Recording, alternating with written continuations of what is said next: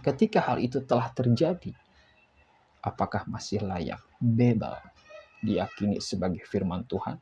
Jika memang hanya ayat itu saja yang kita singgung itu bukanlah firman Tuhan, tentu saja. Apapun versinya, apapun terjemahannya, ayat yang kita singgung itu akan dihapus oleh para penerbit, oleh para pencetak Babel sendiri.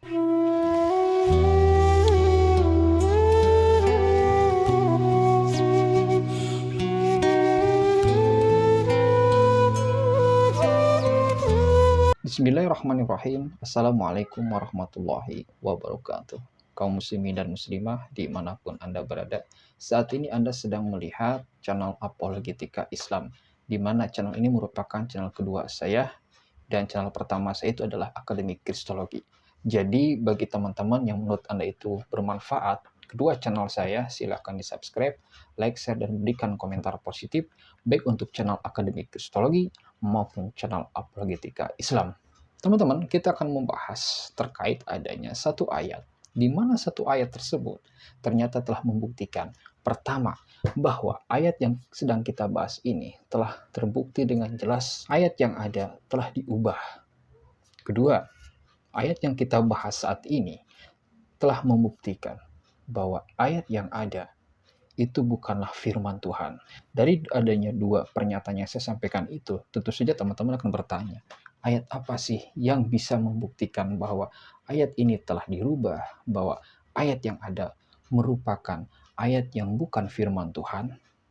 Oke, mari kita bahas. Teman-teman, jika Anda bertanya kepada orang Kristen, apakah benar Bible yang diimani oleh mereka itu adalah firman Tuhan? Tentu saja, siapapun Kristennya, baik itu Protestan maupun Katolik, pasti akan menjawab bahwa Bible yang mereka imani itu adalah firman Tuhan. Namun apa jadinya jika kita memberikan satu bukti saja sebagaimana yang akan kita bahas saat ini? Apakah benar keyakinan mereka dan terbukti bahwa Bible yang mereka imani masih layak diimani sebagai firman Tuhan? Sebelum kita bahas terkait dengan materi kita saat ini, saya akan memberikan penganalogian mungkin di antara teman-teman yang menonton saat ini, yaitu ada pihak Kristen ya. Saya memberikan penganalogian, semisal jika Anda makan dalam satu piring, ada kotoran cuma 1 sendok. Pertanyaan saya, apakah makanan itu akan dimakan semuanya? Ataukah Anda hanya akan membuang kotorannya saja, lalu sisanya dimakan? Ataukah semuanya akan Anda buang, baik yang terkena kotoran maupun tidak makanan tersebut? Jika kita mencermati dengan terjemahan lain, ternyata berbeda sama sekali antara terjemahan yang satu dengan terjemahan yang lainnya. Namun jika kita memeriksa, seperti halnya Bible di pihak Katolik yang bertuliskan Alkitab Deuterokanonica, lalu dari pihak Saksi Yehova, selain itu pun dari pihak Protestan, bahkan dari Bible di mana selalu saja ada catatan kaki yang seperti ini, bahasa Indonesia sehari-hari, Anda tidak akan menemukan sama sekali adanya permasalahan atau perbedaan di dalam kitab Ayub pasal 42 ayat 17.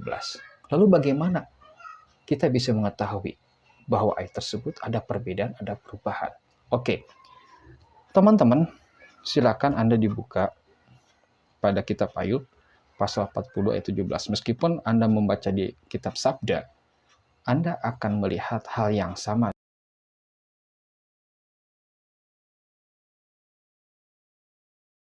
Kita akan melihat adanya Babel versi dari Masoret.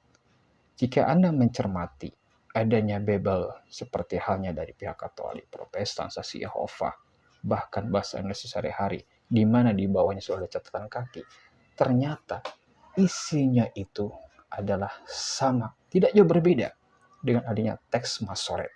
Begitu sangat pendek, ringkas, jelas. Tetapi jika kita mencermati adanya terjemahan lain, yaitu pada Septuaginta, di mana masih tetap sama kitabnya, kitab Ayub pasal 42 ayat 17. Apa yang terjadi? Ternyata kita mendapatkan satu ayat yang begitu sangat panjang, teman-teman.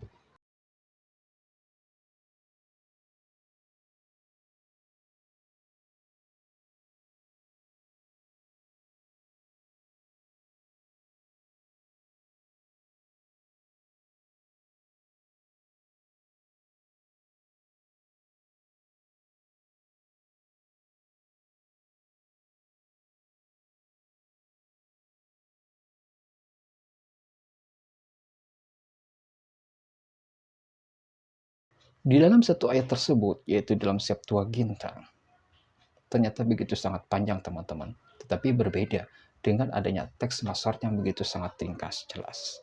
Itu hanya satu ayat teman-teman. Jika teks Masoret adalah firman Tuhan dan teks Septuaginta adalah firman Tuhan menurut mereka, tentu saja pertanyaan kita selanjutnya yaitu, mengapa teks Septuaginta memiliki banyak kalimat yang ada di dalamnya dibandingkan dengan teks Masoret yang begitu sangat ringkas? Siapakah yang telah mengubah? Siapakah yang telah menambahkan? Dan hal ini suatu hal yang ketidakmungkinan bahwa ayat yang pendek isinya dengan ayat yang panjang sama-sama firman Tuhan. Dan kita tidak membahas tentang substansinya, tetapi kita membahas tentang isinya. Dan jika memang Bible itulah firman Tuhan, tentu saja tidak ada satupun kalimat pun yang berubah. Terbukti bahwa Bible yang ada khususnya di dalam kitab Ayub pasal 42 jelas-jelas telah diubah. Selain itu pun antar terjemahan pun memiliki perbedaan isi. Ketika hal itu telah terjadi, apakah masih layak Bible diyakini sebagai firman Tuhan? Jika memang hanya ayat itu saja yang kita singgung itu bukanlah firman Tuhan, tentu saja apapun versinya, apapun terjemahannya, ayat yang kita singgung itu akan dihapus oleh para penerbit, oleh para pencetak Bible sendiri. Dari adanya perbedaan teks di dalam Bible sendiri, makanya sejak awal saya memberikan penganalogian. Apakah orang-orang Kristen sendiri masih tetap meyakini Bible firman Tuhan? Meskipun di dalamnya jelas-jelas adanya perbedaan narasi, jelas-jelas sekali adanya kalimat yang telah diubah. Ataukah orang-orang Kristen akan menganggap bahwa Ayub pasal 42 bukan firman Tuhan, sedangkan sisanya yang lain itu adalah firman Tuhan? Nah, silakan Anda tentukan sendiri, khususnya bagi orang-orang Kristen. Apakah masih layak diyakini sebagai firman Tuhan? Itulah teman-teman, terkait adanya pembuktian bahwa di dalam Bible khususnya kitab Ayub memiliki perbedaan. Dan terkait adanya kitab tafsir yang Anda lihat di layar kaca Anda, di sini ternyata jika Anda membaca adanya penjelasan dari para penafsir yang kitab ini dikeluarkan atau diterbitkan oleh pihak Canisius, Anda pun akan mendapatkan penjelasan begitu sangat ringkas, di mana di sini diungkapkan dengan sebuah pertanyaan. Seperti halnya ini, tulisannya, apakah mada hikmah dalam bab 28 dan wejangan Elihu bab 32 hingga 37 asli atau tambahan dari waktu kemudian? Di sini diutarakan, menurut kitab ini, para ahli berdebat mengenai hal ini dan banyak hal lain. Bahkan di dalam adanya website Sarapan Pagi pun jelas-jelas telah mengungkapkan adanya perbedaan teks yang ada.